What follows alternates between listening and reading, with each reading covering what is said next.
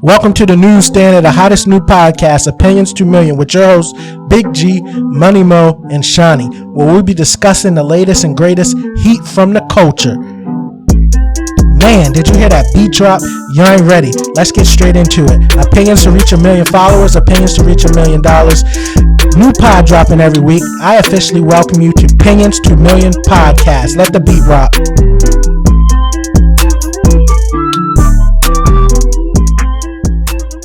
Welcome. We back for another one, Opinions to Million Podcast. We got a lot to talk about today. Let's get straight into it. What's first, Mo? What's up, everybody? I'm Money Mo. I'm about to go over the topics for our first podcast, episode 1. We got a lot to discuss today, a lot going on in the world and in social media. So without further ado, we're going to get straight into it. We're going to start it off with talking about the Olympics. You know, everybody trying to come at Simone Biles and Team USA basketball. We got to talk about that and how the world is reacting towards that. We're going to talk about cancel culture and the repercussions of artists, rappers, whoever getting canceled for the actions they do. We're going to talk about Polo G, DDG, and their girls cheating, basically the platform they on and how they're cheating on them on the social media platform. And the last topic, we're going to talk about Lil Durk coming out and saying he's not going to diss the dead anymore because Lil Durk lost a lot of enemies and a lot of friends. So we're going to talk about that. That's a big one. But to start it off, we're going to talk about the Olympics. So I'm going to run it back, and I'm going to go to Z first. Z, what you got to talk about the Olympics? Yeah, so like just watching Team USA in basketball, I hear a lot of discussions, people saying the Team USA is playing bad, where I kind of look at it as the other teams are really just catching up to it for real. Like, I'm going to name 4 players right now, like Luka, Embiid, Giannis, Jokic. That's 4 players, at least top 10. And they're not USA players, they're international players playing in the NBA. So when people were saying that Team USA is playing bad, could it be that the other teams are actually catching up and it's like a more balanced competition for them now? Like, you look at the best players that we consider like USA, like LeBron, Steph, those guys, Kevin Durant, these guys are old now. They're all in their 30s now. So when you look at like the future of Team USA basketball, is it really that Team USA is playing bad? Or international competition? Like, all these young guys that have like promising futures are all international young players. It's not really Team USA players for say. Yeah, and I'll say, so what Damian Lillard said was the realest point about it. I think these players, when they play for their country and they got a chance to go against USA, they play way harder than they would if it was an NBA season and stuff like that. Like, half of these plays you would never guess going off. They going off. You got Luis Scola scoring all these points, but he wouldn't survive in the NBA nowadays. So I just think they got something against the USA. That's true, but you can't. No, that's true to a certain extent. There's players that are playing at like on the Spain team or the France team that could easily play USA basketball, right? But the thing is like they'd rather stay at home and play for their clubs. Like, they want to play where they're at, like where they're from. There's definitely players, a lot of these Olympic basketball players that could definitely be playing in the NBA. It's just that, I mean, if you look in the NBA nowadays, like, look how diverse it's getting. Every team's got at least 1 or 2 international player. I don't think so much as Team USA lacking. I just think the bigger picture is the world's catching up. Like, but let's be real. If Luis Scola played in the NBA today, he would get destroyed. But let me hear what Gary got to say. Right. Y'all, I think y'all getting too deep into it, man. I don't know, Shawnee, I don't know where you went off, man. Most of we was talking about the slow start to the Olympics, yo. We getting right into it. Let's talk about, do you think it's the fact that the United States felt like they were a superior basketball team and they were sleeping on Nigeria? And what was the other team they lost to? France, I believe, at the earlier rounds? Or do you really think that the competition around the world is better? And I also heard about, if you look at the United States or the NBA, the last like 5 years of MVPs been overseas players. They haven't came from the United States. So what do y'all have to say on that? Yeah, so that's what I was kind of saying in the beginning. It's not so much that USA basketball is like got off to a slow start. It's more of the world has caught on. Like, it's not like, oh, that USA was playing bad. I mean, the Nigerian team that they lost to had quite a few NBA players. I know they had a Miami Heat player. I know Alfredo Amino is from there. I don't know if he played for him this year, but it's more of the world catching up more than it just being that USA's coming off to a slow start. in basketball at least. How do you guys feel about the other sports where USA started off slow? I know Simone Biles, the whole issue going on with her and swimming. So how do you guys feel about that? Yeah, now I'm gonna go back to the basketball because I got something to say. Now I think like I said, everybody just after the Team USA basketball team because it's like that superior type team, and they want to play their hardest to knock off like the superior team. Like Right. if I was playing for so we're gonna so it's just it's like a thing where it's like they're gonna play harder to knock us off. So For you sure. think the goal And the refs are too, like they're not used to this type of refs. So it's you different? know what I'm saying? A lot of NBA players are used to flopping and stuff like that. But when they get real in these European leagues, they asking like they looking for fouls and stuff. Not only that, like it's minor things. Like I don't know if you guys ever played like shot the ball with the FIBA ball. That ball is so different compared to like if you're used to playing with like American basketball. Is that ball just having like the extra layers of stripes on it with not that much space like that makes such a big difference. But I mean, shooters are still gonna be able to shoot. But the slightest bit does make a difference where these international players are kind of already used to that ball. They've been like growing up playing with it. But I mean, I get it. Like I know the whole dream team, like how much attention they got when they were so big, and you know USA being the top dog. But I think it was 04 when USA got beat pretty bad against I think it was Spain, if I'm correct.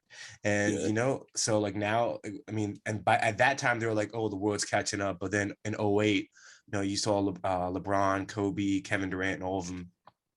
They all came out and played, and they won gold. So it was like, oh, the USA is still the top dog, just not trying. But this year, I mean, if you really look at it, I don't think it's them coming off to a slow start. Like LeBron's old, Curry isn't old yet, but you know they're getting there. They're all in their 30s, so it's like the future of it is kind of catching up. So it's not really the slow start; it's more of the world is catching And you're up. talking about people not even playing on the team, man. Z is always going off on a tangent. Let's get into some of the other topics, man. Swimming, they got off to a slow start. There was a couple people that was supposed to be projected to get golds, like Katie Ledecky, that maybe got a silver or bronze. Not too sure, but and then also with the big controversy, or I don't know what you want to call it, is Simone Biles. Let me give a little background on what's going on with Simone Biles. So Simone Biles was predicted to take gold in all of her events. She's in the team all around. She's in the all around, individual all around, and then she qualified also for all of the individual events. So during her first team performance, she said she got lost in the air and she was feeling a little dizzy. And there was a lot of controversy coming out when she bowed out of the Olympics because she just bowed out of the team event first before she resigned from the rest of the events. And people were saying that she was kind of being selfish and she wasn't a team player and everything. But then a lot of other information started to come out as far as her saying she had the twisties, which is something that gymnastics players experience when they kind of can't control or get a sense of where they are in the air when they're doing the gymnastics flips and things. It's kind of some symptoms like vertigo. And then there was also some news floating around that Simone Biles might have ADHD, and the Adderall or Ritalin medication that she has is banned in Olympics for competing, and then also it's banned in Tokyo. And that in 2016 she got a special permission from the Olympic Committee to take those drugs. So there's a lot going on with that event. And then after all of that, she came back to participate in the final beam event and won bronze. So let's get into that to kind of break it down. Since what y'all think about that? I'm gonna jump right into it straight off. Anybody coming at Simone Biles for they saying quitting. She didn't. She took a time away from the team. They gotta stop it, man. Like everybody goes through some type of anxiety problems, something like that. And like I said, the Olympics is the biggest world stage you can compete on. Nobody can say they could take Simone Biles' place and do what she does all those years before and do it at her level. Like I think they dole around mental health too loosely. I think she just has anxiety, a little bit of anxiety. Like I said, when you're on the world stage, everybody's gonna have anxiety. Everybody's gonna have butterflies. And like recently, they just came out with an article that said her aunt actually just died. So nobody knows the backstory, like everything that's going on. Just like with our lives, we're not gonna tell everybody what's going on with our lives. We're just gonna keep it in. So it's like People need to mind their business. She already the GOAT. She ain't got nothing to prove. And that's all I'm gonna say. Yeah, no, I agree with that as well. Like, there's nothing left. I know she still can win more, but she's proven herself so much where there's nothing really left for her to prove other than, like stack on the more gold medals. I mean, speaking of her having like the anxiety to like perform, you saw the runner, something Richardson, the one that couldn't run. Yeah, Shariah Richardson. Yeah, so she was having, I know her mom passed away and she smoked weed and she couldn't participate in the Olympics, and she was just having a personal anxiety, and that's how she coped with it. But you look at Simone having an issue, something, I don't know if it's not, so obviously it's not similar, she didn't have her mom pass away, but any anxiety issue, and she's coping with it by just taking time away from it, right? Some people that understood, hey, Richardson, that's how she's coping with it, is by smoking. So like Simone is probably just taking time away to cope with whatever she's going through, and people need to be more accepting of it and just take her for who she is, and she's already proven herself. So what else does she have left to do? I don't think it's a question of her being the GOAT or question her abilities. I think the biggest thing and where people are starting to draw confusion from is how the events rolled out, right?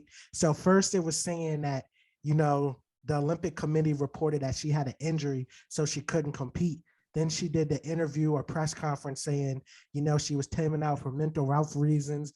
And then, the Twisties information comes out. Then Adderall information comes out. Now Anthony's saying that she might experience the death. Yeah, so a lot is going on, and I think just how it was presented to the people and piecing the bits that kind of led to like the conspiracy theories that she might be selfish and not a team player, and that maybe she couldn't stand up to the pressure, and that, if you are wearing and supporting this methodology or ideology that you are the GOAT, and you got GOAT on your leotard, you got GOAT on your slippers and stuff, and then when it's time to hit the Olympic stage and you freezing up or you can't perform and it's not a injury related thing and it's mental, then I think people were kind of questioning that, and then taking the mental health road out is like, is it really mental health, or are you just using that because that's kind of like the hot thing in right now? So you have a lot of athletes saying that, they're bowing out of competitions for mental health reasons. And there's really no way for the general public to gauge if that's true or not. Not saying it's right or wrong, but yeah, you can't look at somebody like, if somebody say I can't compete because I got a broken ankle, like, all right, you got a broken ankle, you on crutches, you got a cast and stuff, but you saying, my medulla is mentally broken, right? Like, yeah. So what y'all think about that? So I was just I was hearing something recently about, you guys know J.R. Smith. Yeah. He had a thumb injury the last few years before he's not signed to anybody now, so I guess he's retired. He said he had a thumb injury, and while he was wrestling the thumb, he had a daughter, and his daughter got really sick, and he was more concerned about her daughter right after winning the championship than even coming back and even playing the next season. And his head wasn't there, right? So like, when he tried to come out on the court after like his daughter got a little bit better, and he was just saying like, people wanted to blame the injury or I was getting old or this and that, but to me it was more of my head. Like, if it came to my daughter or basketball, like, basketball doesn't mean as much to me as my daughter does. I'm gonna let that go right away. And that's just an example of how like different athletes have like anxiety or any issue, mental issues, where it affects your performance, and people link it to something else, right? So like, we all knew J.R. Smith. I mean, for me, like, I thought he had the injury and he just could never come back from it, and he's just getting old, he wasn't able to recover. But he was just talking about how he had other issues that the world doesn't know about. And I think athletes, as much as it is like physical, it's also mentally being there to be able to perform at that level too. And I think you see that with Simone. Yeah, I think everybody in the world can attest to having something they don't want the whole world to know about. And it's like I said, you don't want the world knowing all your business or why you're doing stuff. But like, if the world gets to you pressure wise, they'll come out with like, okay, Simone Biles be like, this is why I stopped, because my aunt died. But at the end of the day, nobody got to explain nothing. We all know people going to do stuff. So I just think everybody has the right to have their privacy at the end of the day. Yeah, I think we pretty much all agree that, we're all human beings at the end of the day. We live complex lives. And I think the thing that was kind of making people question her is just how the events and how the information got cascaded to the people. But at the end of the day, she wrapped it all up. She got everything back together. She did the beam event and she took home bronze. So you can't ask for much more than that. And she tied the record for the most medals of any gymnastics competitor at like 7, I believe. So Go. greatest of all time. So we're gonna go ahead and get into this next subject, man. This joint might be a little controversial, but we're gonna go ahead and talk about the cancel culture in the music industry and the power of the music industry to kind of get rid of artists or slowly diminish their career, right? And we're not really going to get into much of the details of what these individuals was accused of or doing, but some of the people we're going to talk about is the baby recently is going through the cancel culture where he's going ahead and getting taken off a lot of these. Since we're on this topic, me and Anthony had a really good discussion about baby. Anthony, do you want to discuss this? Yeah, we got to talk about the baby. This is something that went on probably about 2 or 3 weeks ago. Yeah. The baby basically recorded himself. Some kids was on the side selling, I think it was Gushers or Skittles or something like that. They were about 10 or 11 years old.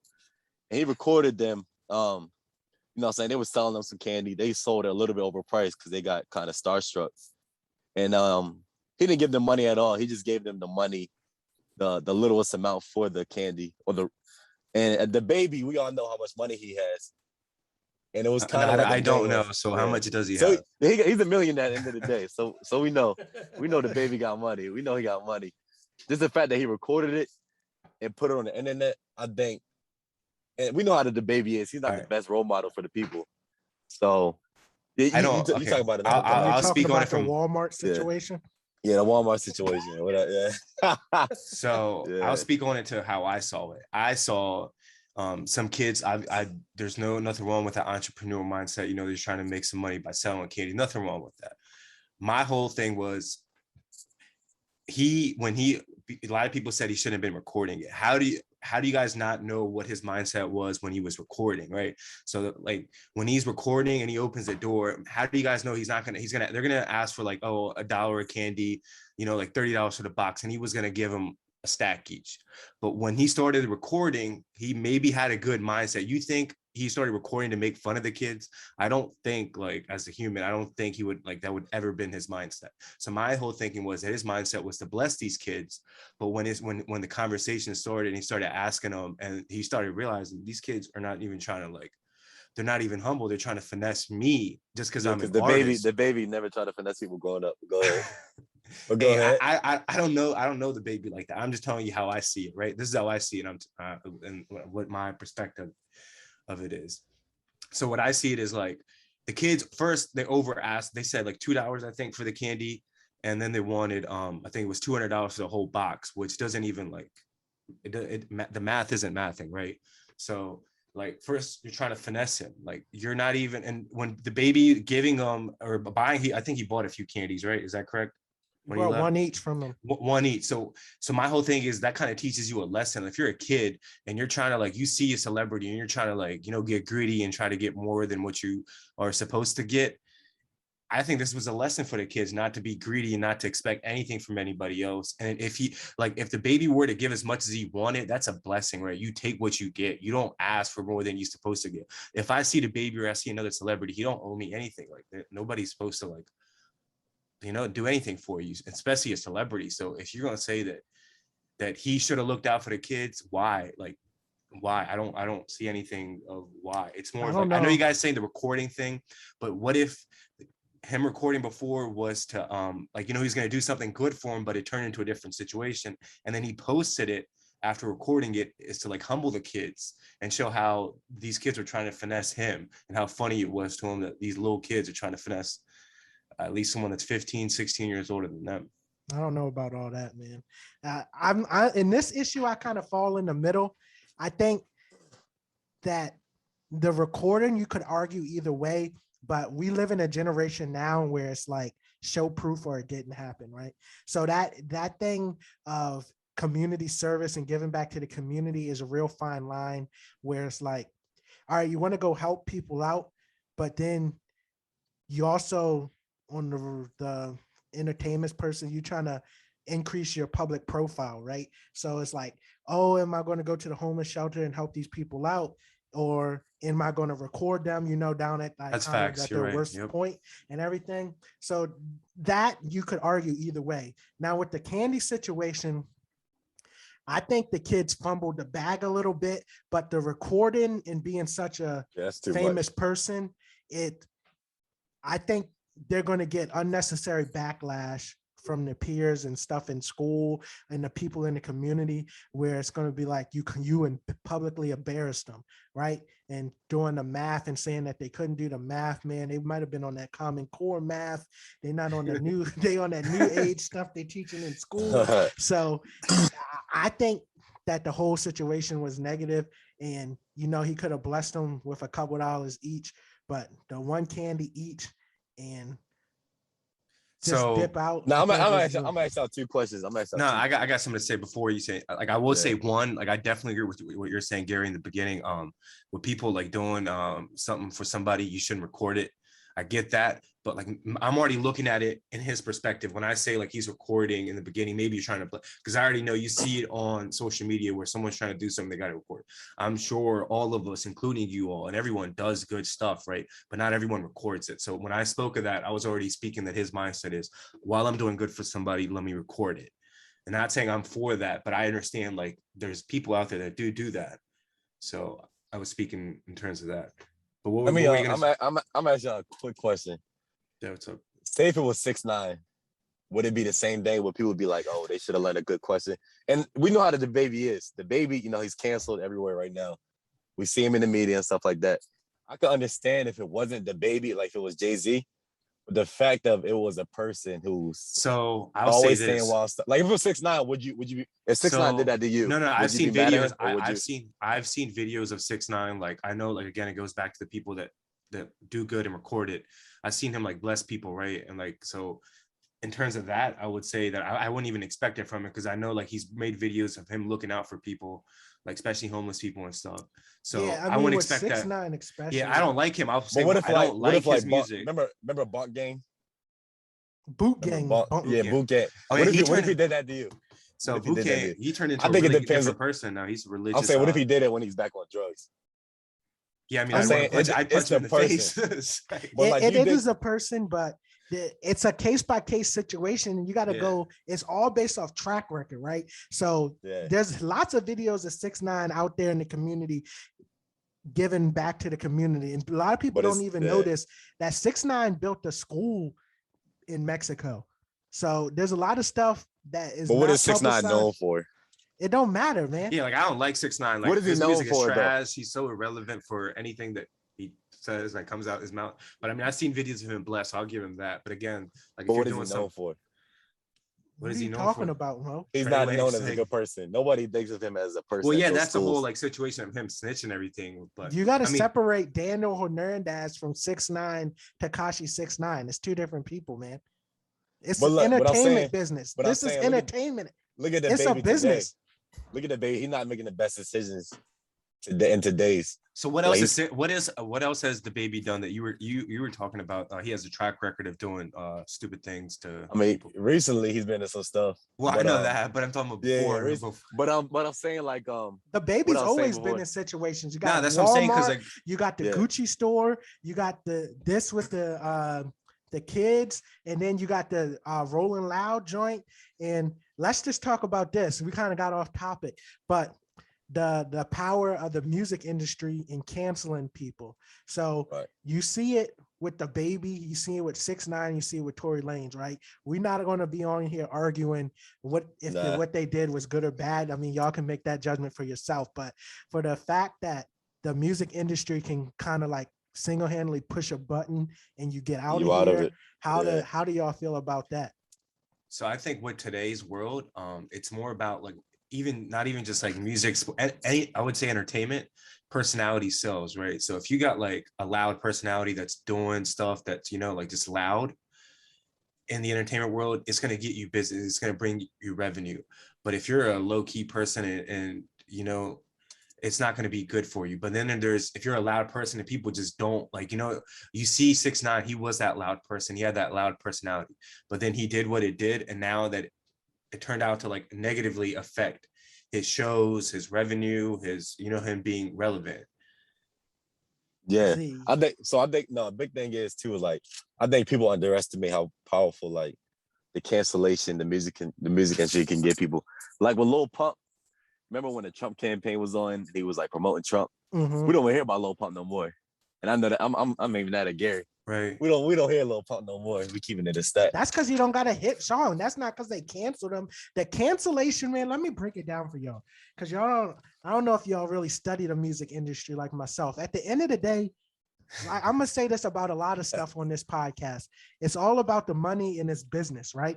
So when you look at people like 6ix9ine, Tory Lanez, and the Baby, and just most artists of how you see them reporting record sales and stuff, a lot of that stuff is a facade, and these artists aren't really as big as they seem, and the industry is really propping them up. And a lot of the artists that you like and you think you like, and you play their songs and things, it's really radio programming, right? So these people are getting pushed on you, and you played and played, their music's being played and played and played. And like back in the day, you used to go and be able to listen to the radio station, and you could go from one station to the other station, and you would hear different music on. Now I'm riding in the car, man, I go from 3-4 different stations. They all got the same music on. It's the same next song. They all playing. Yeah, eventually they all playing the Billboard top 100. They just doing the playlists and stuff. And when you get down to it, and how the music industry has changed from more record sales to streaming and stuff, the majority of these artists' income comes from playlists, right? So if you get canceled and they take you off the playlist, and 80% of your streaming revenue is coming from this playlist, like it's like over. Like all that is one conversation.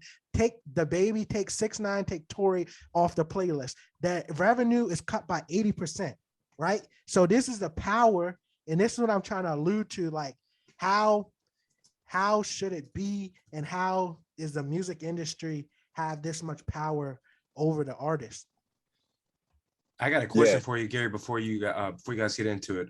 Just from my understanding, so I thought shows were where the celebrities make most of their money. That's for where like they make a lot of bookings money and stuff. too. Is that a place, or is that the most, like I thought it was even bigger than streams? I thought streams you make like by pennies by each stream or it's something. probably even. I mean, it depends artist by artist, but the stream, there's a amount of money, a set amount of money that you get paid out per stream, right? Mm-hmm. And it's different for each platform. Spotify pays out the most amount of money per stream, per listen, right? You got to listen for 30 seconds. Anything over 30 seconds, you get paid for. So when I throw a Nipsey Hussle song on, I cut it off before 30 seconds. So oh my God. Hey, but now an underrated thing about the music industry is like a lot of those like artists that were like one-hit wonders, they were struggling when COVID hit because they can't go on tours like they used to. Mm-hmm. So I think a lot of celebrities were getting desperate. Like Lil Pump, he probably got a bag from Trump.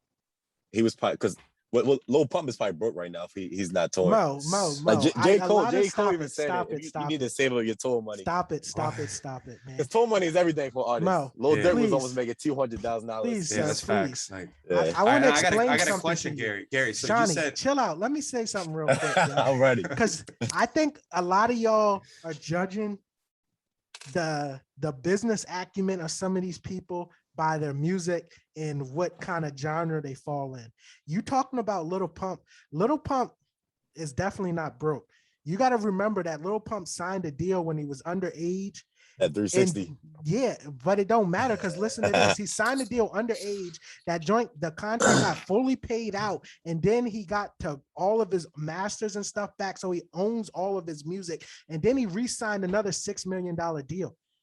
So you gotta think about that. You're not accounting for all of the stuff going on. You just like I got a question, and you don't Gary. really know the back Going back to end of what you said in the beginning, so cancel culture and music being pushed upon us. Like you said, when we listen to radio, right? Like they're forcing songs onto us and making us like, finally just catching on to the music. But then when you have like cancel culture, so who's really canceling the music? Is it us, like the listeners, or is it the big businesses that are like forcing? Because if we all say tomorrow that, hey, you know what, we're not going to listen to 6ix9ine no more as like a group, and then you like, but there's also, isn't it kind of in that like big business's choice where they're going to keep pushing 6ix9ine music on us, even though we said we made a decision that we're not going to listen to it? I think 6ix9ine is the easiest case to use, right? The industry, the big business canceled 6ix9ine.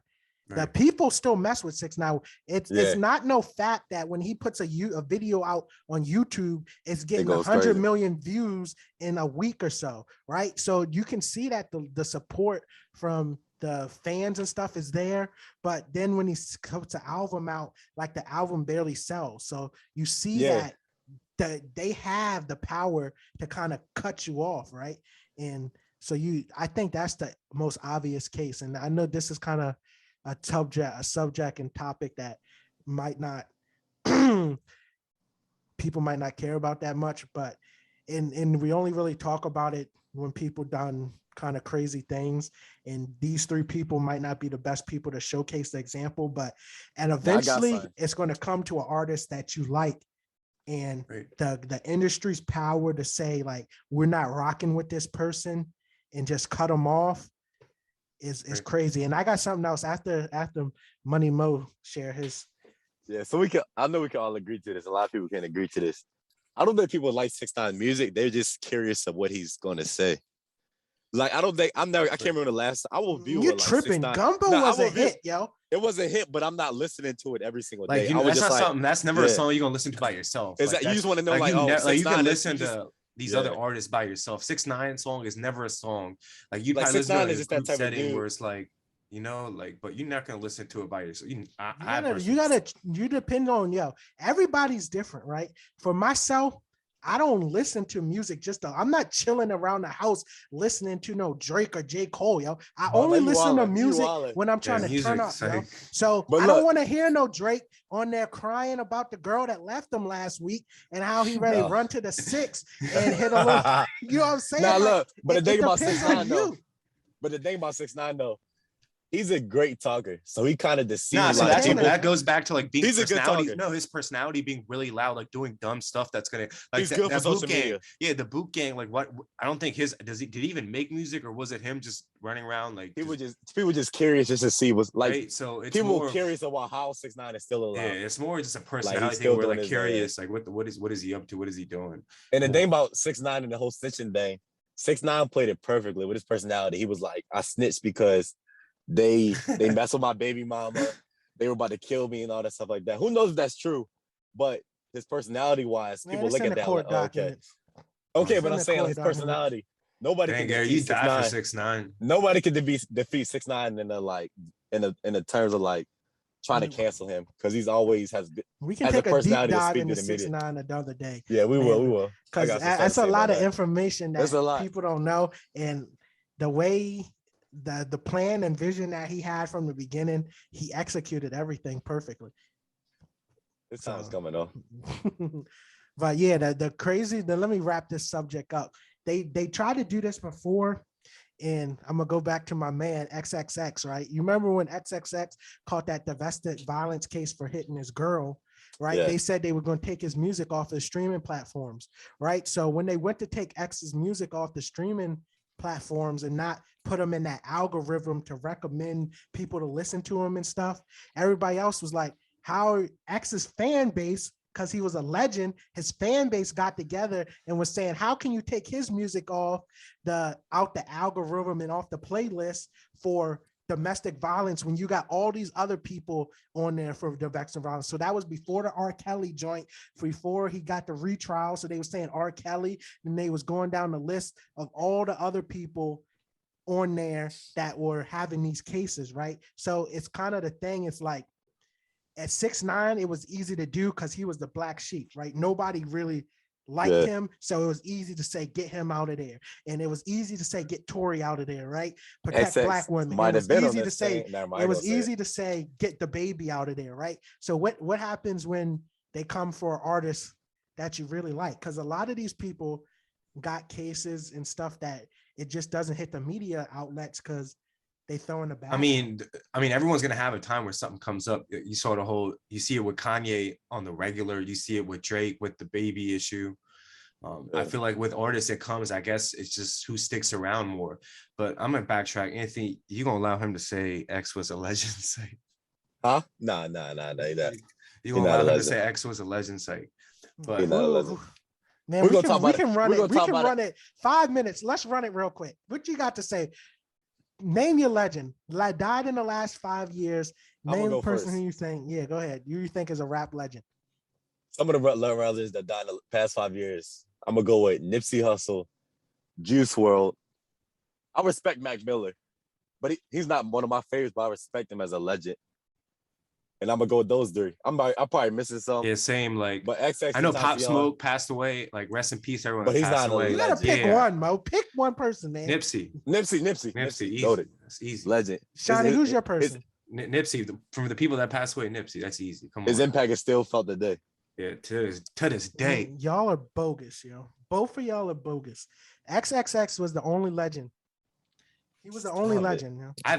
I've never like. Let's say this one. Maybe I don't know people. I don't know what it is, but I've never heard someone say like, "Oh, I haven't either." Other than Gary, I've never heard someone say, you know, like X was a legend. I still. X got 32 songs in the top 100. Nipsey only got 2, and they only got there after his untimely demise. Man, XXX currently get 25 million plays a month on Spotify. You know how many people Nipsey don't talk about him? Outside of music, getting 3 million plays a month. So, Gary, do you think those views could be from these the big music business that could be possibly be giving it to him for whatever reason? I don't know what the reason could be. Didn't I just tell you how they tried to cancel X? Nipsey is getting the most push out of any artist that's passed away. But no, there's actually people. Because there's actually people that want to listen to him. Yeah, there's people that legend. No, it doesn't. That means the industry is pushing them, Mo. The people why would they be pushing them? If that's the case, why is X currently, man, doing 10 times the numbers that Nipsey is doing on Spotify? Nipsey had just blown up. He's been releasing music since 2013. I know, but industry-wise, he had just blown up. That was his first debut album. Are you talking about? We're gonna say this for another episode. I know music is like opinion, like it's really opinionated. I would feel like just because like with the whole younger generation, X kind of goes with them, and Nipsey like kind of goes with the more. I've never met a young person or a young kid that's like, oh, I listen to Nipsey, right? He's more the older kind of like. But when they get older, when they get older, that's the music you get put on to. But you see these young kids, like obviously, these young artists are gonna do numbers just because like because it's got catchier beats, like you know they're making music to attack that market, right, more than Nipsey. Man, what are we getting into next? I got something. So this is a big one. It's like it's an underrated topic, but we got to talk about like mainly Polo G, his girl cheating, and DDG, a famous YouTube star, and Polo G's a famous rapper. Their girls cheating on them and kind of exposing them on the internet. But it kind of goes back to like the celebrity relationships and how if one person cheats, it kind of gets exposed on the internet.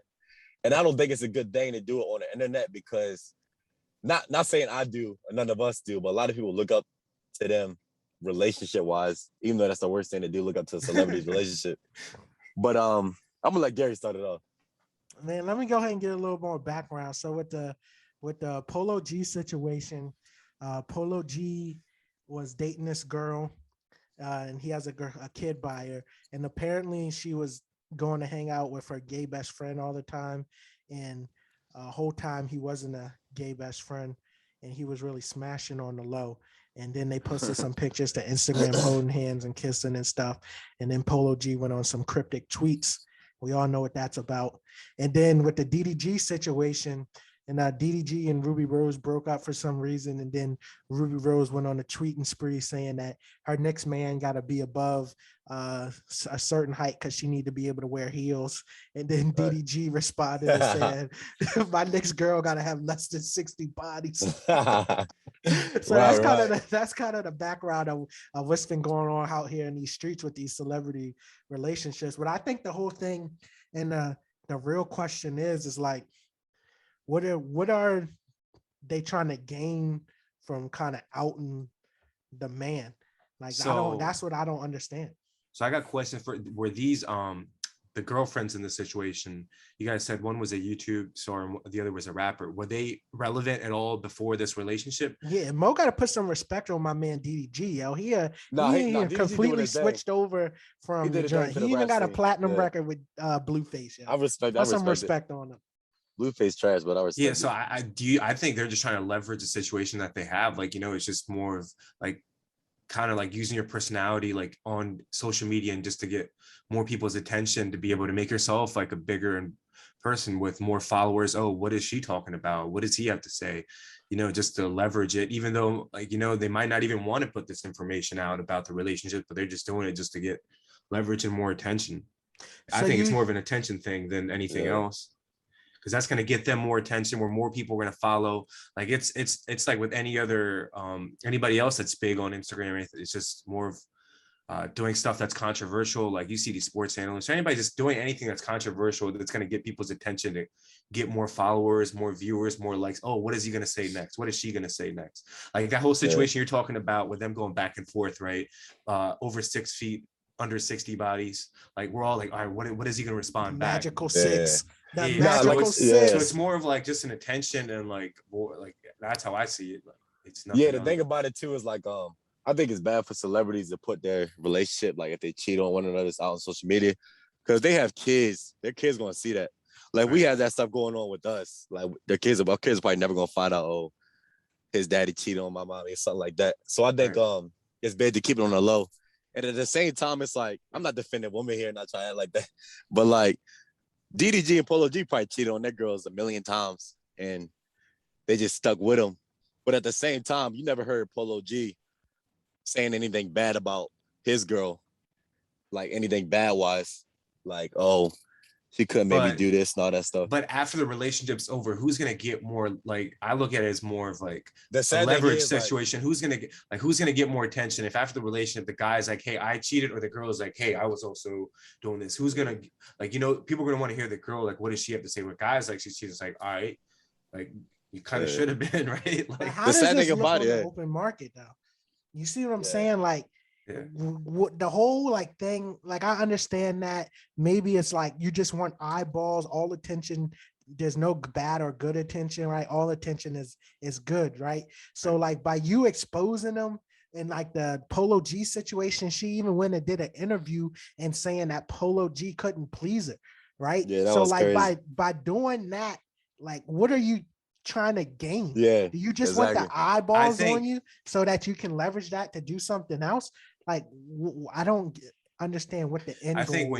I think when you try to go for that celebrity, that that attention, right? Like when you have it, you kind of lose sight of what you really are and what you're trying to do. Like going back to what we were talking in the beginning, like people recording homeless people when you're doing something good for them, or like not just homeless, anybody, right? And recording it, right? Like what are you going to get out of that? You're putting someone else down, right? And same thing with this, where they're putting the other person down and like or like putting their information out. It's like they already lost sight of who they are and what they really stand for. Yeah, I think it's sad too. Like I was saying, they got a child together. So when the child grows up, he probably got kids in his class, like, oh, your dad couldn't please your mom and all that type of stuff. So I think they need to keep it on the low, keep it in house, and they're going to, like I said, they're young, they'll figure it out. But that's the biggest thing about that. You think it's a situation of where, then I'm just I'm just having a real hard time trying to understand and like what she changed, what is she trying to gain? That's what I'm trying to figure out. Because if you take the Kevin Samuels approach, right? A man wants a woman without a past, and a woman wants a man with a future, right? So Right. by taking this and exposing him and doing all this crazy stuff on the internet, it's like, do somebody really want to come after you and deal with you if you're going to do that to him? Like, what are you going to Right. do to that person? Exactly. And then on Right. the other hand, let me ask y'all this: how you feel? Because I was trying to get out this, I had a mental break. I had a mental brain lapse. I was trying to say it earlier. Do you think it is like how they kind of always kind of publicize the man for cheating, and then that the man is like taking these stances against women and being like, oh, she was a hoe, she was this, she was that, Yeah. and kind of publicly embarrassing the woman, that now that these ladies have platforms and things, they're going to try to reverse and show what they can do to the men? Do you think that's kind of a part and plays a part into why they're going so publicly hard on these people? Yeah. Yeah. I feel like I may feel like the woman might be like fed up. Like I said, like I'm not trying to defend her, but we probably know Polo G probably cheat on her multiple times. He was just probably at that point where it was like, all right, I gotta expose this dude. But like I don't know what's going on in their relationship. But like you said, I don't know what she trying to gain. It's hard for me to come up Right, with that. God knows what buttons of her he pushed, right? Like he could have done stuff, Yeah, like exactly. everything. He could have probably done everything and anything except, like, publicize it. He could have pushed her buttons to the point that we don't even know of, right? Like, and then you just hear her speaking out. You don't know the inside of the story. You don't know what he did. You just hear about, this is what she did. He could have done like a million other things, and this was her last, button, Yeah. and this is how she responded to it. So it could go either way. You're right about that. I definitely agree. Right. Yeah, I think at the end of the day, we don't know what's going on in their lives in general. All right, we ready to keep this train rolling. We're gonna go ahead and get into this next subject of Chirac, man. Everybody Chirac. getting a trip to I've been waiting Chicago for real this. quick, and we're gonna go ahead and get on that drill movement and see what's going on. So recently released today, you got The Voice, aka Lil Durk, or Smirkio. Big Smirk, Mr. Smirkio himself, saying on Twitter, I'm not mentioning the dead in my songs no more, or performing songs with their name in it, aka coming straight from the mouth of Big Smirk. What y'all got to think about it? Yeah, I got this. I've been waiting for this topic. So like everybody, I don't think everybody knows. Lil Durk was coming up in the drill movement with Chief Keef, Chicago, Southside, Fredo, doing 2012. Lil Reese, Right, was Reese's one of the most. Pieces thing. Everybody Lil know about Reese, Old Block. Say one of the most deadliest Lamron, wars. 63rd, Lamron, OTF, 60 Dirt, all that OTF stuff. So Lil thing. Durk was making music way back then. But Dirk has lost a lot of friends. I think he lost around over 30 people. He lost his brother recently. He lost his cousin, his uncle, and everything. So I wanna ask you guys this. If you guys lost those type of people, I think dissing would be the least I would do. So I respect Dirk. Nobody could blame Dirk for dissing. Because if somebody killed one of y'all, I would diss whoever killed you like crazy. So I think this is a big this is a grown man decision by Dirk. Before we go ahead and answer the question, let me hop in here and give a little context, because I know for me and Mo, like, this is secondhand nature because we grew up kind of listening to this movement and following the movement all around. But back in Say that. Back in 2012, 2013, there was a big shift in the music culture when you was having people like King Louis, Chief Keef, Fredo, Dirk, FBG, Duck, Lil J, Rondo, LA Capone, just to name a few, in the Chicago area, where they were making music. And it was kind of crazy because in the music, there was two main sides. You had the BDs and the GDs, and they were dissing each other back and forth, and people were really getting killed and murdered in the songs. And then you would see something in the news report, and the next week there would be a song dissing them. And these kids are at that time between 13 and 16 years old. You look at the music videos, they're toting guns. There's more guns in the video than there's people in the video. So it kind of took the whole world and industry by storm, and kind of evolving from that. Now we're in 2021, and Lil Durk kind of being one of the last standing artists that's relevant in the culture. Not saying that King Sosa ain't relevant, but Yeah. one of the last standing main figures of it, and he's still carrying on this dissing the dead and smoking Tuka and I want to get high as duck and stuff like that. Right. You won. Like how I feel about it is like, man, the battle's over. You won. You're the only one standing. You might as well bow out gracefully, because by you keep dissing the dead and stuff, all you're doing is putting a target and bringing bad karma to you. And I want to throw in here a curveball that this is not the first time he said that, right? He said it a while ago. He said a while ago that he was going to stop dissing, and he didn't. Like, he stopped name dropping, but he was still dissing and just not saying the words. So like in the song he released recently, he's like, I'm going to get high as, but didn't say the name. Like he just bleeped it out. But everybody knows he's going to say duck. Everybody know what you talking about. Yeah. That's a crazy, like I said before, like I told people to put themselves in Durk's situation. If you lost your brother, your uncle, if you lost 30 friends around you, I don't think anybody will be like just chill.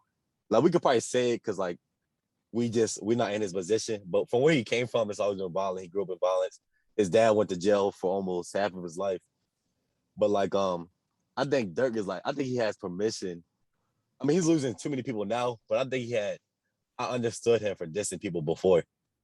Because like I said, if somebody killed one of y'all and I knew who it was, I would diss their friends too that died, from a personal perspective. That's the least I could do. Yeah, that's like the bare minimum for us. Yeah, so like I respect Durk. Like it's hard, I know it's hard for him. Shawnee, you don't got no input? Nah, I mean, I kept up with him in 2012 and 2013. Mo was putting me on. He was like telling me Chief Keef, Lil Reese, and I kind of stopped listening to it. But from what I'm hearing from you guys, what happened? Like, so I got questions for you guys. Like, what happened to the whole Chicago? I feel like a lot of them just got into it, right? Like, then a lot of them passed away recently. Either dead, locked so they up, were or really in the dead. trenches, like the last. They were. Yeah, I mean, there was yeah. a lot going on, man. It was block wars, street to street. People don't really like block across the street. People don't really understand. Like, we probably could do a whole podcast just on this subject We could, alone. But for me, my personal feelings on Durk, it's like you won. How I really feel about it, man. You won now. There's no point of dissing. You won, right? Yeah. And only dissing is doing is putting you and your family in danger, right? We all know about the rundown that happened on Durk in his crib in Atlanta, right? Crib in Atlanta. In a gated community, the ops got the drop on him. They hopped the fence, came in that joint. And then him and Indian Love was in that joint like they was in the Wild West with the 30 pack trying clean up the op block, right? But I got a perspective too that I want everybody to listen to. Like, I know people say that Durk has it all. How do you know he's feeling that way? How do you know he's like, oh, I'm set with life? How do you know he's not like just lost from all the people he lost in his life? He's just mentally like, I'm done with everything. Yeah, I mean, not like knowing too much about the topic, but just from hearing from you guys, Durk definitely seems. He probably mentally lost. His brother. He said he lost his brother, his uncle, like, and people say like takes time he's good to like, get used to, right, before you can like do anything else in life, and he just I think I mean, that sounds good, yo. But at the end of the day, you gotta remember, you by getting on and being the artist that he is and getting to this position, there's certain responsibilities that come with that, right? So it's no downtime for you to be feeling sad and stuff when you got people to feed, right? People's dependent on you so that you can make a living for them. So I understand it. You got to grieve and stuff, but he knew what he signed up from way back in the day when he was in the streets, and it's only really one or two ways out of this joint, and we all know what the options is. It's dead or in jail. So, but look at it from Durk's perspective too. We said like he was one of the only relevant members of the Chicago drill movement. So imagine how many mouths he has to feed. Durk probably under so much pressure right now. He's probably like I say, he lost people. He got to feed ever since King Von died, RP. He got to feed people that King Von was probably feeding. So Durk probably under, Sosa kind of ducked away. nobody All quite right. expects that from I got Sosa. the But real Duck, question. is still in the trenches. Dirk is still in the trenches. All these miles of he probably mentally lost, in my opinion. So he Let don't me care ask you what's this going on. question. I'm ready. I don't think it's the pressure question. I think this is what it is. I'm going to give a 30-second summary of Dirk's career. 2012, 2013, he was really hot. He was going up. 2014, he was hopping on the Try Me wave with Dej shorty Loaf. named Dej Loaf. They got in a fake relationship. Right? Then all of that happened. He fell off between 2015 and I would say the beginning of late 2018, early 2019. He started to heat back up a little bit, right? After that Drake feature. Yeah, that was Drake, later. Drake That was power. 2020. That Drake power. That was like late 2019. So that happened. He was heating up. He did an album that Green Light album song drop with Lyrical Lemonade, which was fire. A lot of people was listening to that joint, and he was slowly heating up. The whole time he was on his re-come up, right? He was claiming a little more clout. Vaughn was starting to come back. Vaughn had got out of jail. Vaughn was making his name for himself. He was releasing music. The streets was getting hot. Vaughn was really back on that old 2012, 2013. Right. He was dissing and all of that. I think personally, Dirk saw how that was going. He switched his flow back up and he got back on that 2012, 2013 wave, right? How I really feel about it is if he reverts back to that 2014 music that he was making, my Beyonce and stuff like that, it's over, man. Nobody wants to listen to that. Right now, the street music is popping, right? You got Fredo Bang, you got Pooh Shiesty, you got Young and Ace, you got Glock 9, you got a lot of people where the real street music is coming like straight to the forefront. It's no more kind of like 6ix9ine street music, right? You know what I'm saying? Yeah. I got a question for you. It's kind of going back a little bit, but would you rather prefer that X type of music or this street type of music? I think X music has way more longevity, but you got to think that because like the obviously music is a reflection of their lifestyle, right? So it depends on, but I think the X music reaches more people in long term. It's better because AKA Nipsey Hussle. Like I'm going to say again, I'm always going to repeat this. It's a business at the end of the day. Nah, and but if you're going to market your music to the hoods and to Black America, you got to remember we less than 15% of the population, man. You got to be able to cross over, right? If you don't cross over, you're not going to be a super mega star in this game. So it's numbers. Yeah, like I think you're wrong. I think you're right about Dirk blowing up because people he been dissing people recently. But I don't think he's gonna fall off if he stops doing that. Like, don't get me wrong. And that goes kind of back to the 6ix9ine topic. People were just curious. So when Dirk was dissing people were just curious, like, oh, he's still out here. He said he's not gonna perform songs when he's dissing. I think he's still gonna be relevant, though. He's still name me a song where he's not dissing. In the sneak disses, even if he's not name dropping, the sneak disses. I think he still might diss Quando Rondo though. The sneak disses. I think he'll still sneak it. But not in the way. He'll probably be like, F the opps or something like that. But he's not gonna be like certain people's names and stuff like that. But I don't think he'll fall off. I think he was on about that one. But I'm gonna keep moving. We gotta get ready to wrap this joint up. We're gonna have a new segment coming to our podcast. I'm gonna go ahead and start it off. But at the end of the show, each show we're gonna have a different guest or a different host wrap it up. Today we're gonna wrap up with my tidbits of information for life. I'm gonna be focusing on financial freedom. I gotta state this for the record. I'm not a financial advisor, but today I want to discuss savings accounts and inflation. I want to go ahead and say that, man, the world is going crazy. You need to have crazy. All the inflation. You need to have some savings and an emergency fund. Right? You need to save up at least 6 months for your emergency fund. And if your bank account is not getting 2% interest or more, you're losing money due to inflation, right? Every day you hold, or every year you hold $1 in your safe or under your bed or in your pillow, you're losing 2% of that. So that dollar The next year is 98 cents. The year after that is 96 cents. The year after that is 94 cents, right? The value of the dollar is lost by 2% each year. So you got to invest your money. You got to invest in index funds and ETFs in the stock market, real estate. You got to get a return on your investment, because if not, every day you slowly withering away. So as we go out through the podcast, man, we're going to try to drop little tidbits of information. And with that, we're going to go ahead and gracefully hit our bow. Thank you for listening. We out. Thanks for tuning in to Opinions to Million podcast. Please subscribe, like, comment, share. New episode dropping every week. You want to hop on the next one? Shoot us an email. Follow us on all social media at Opinions to Million. We out.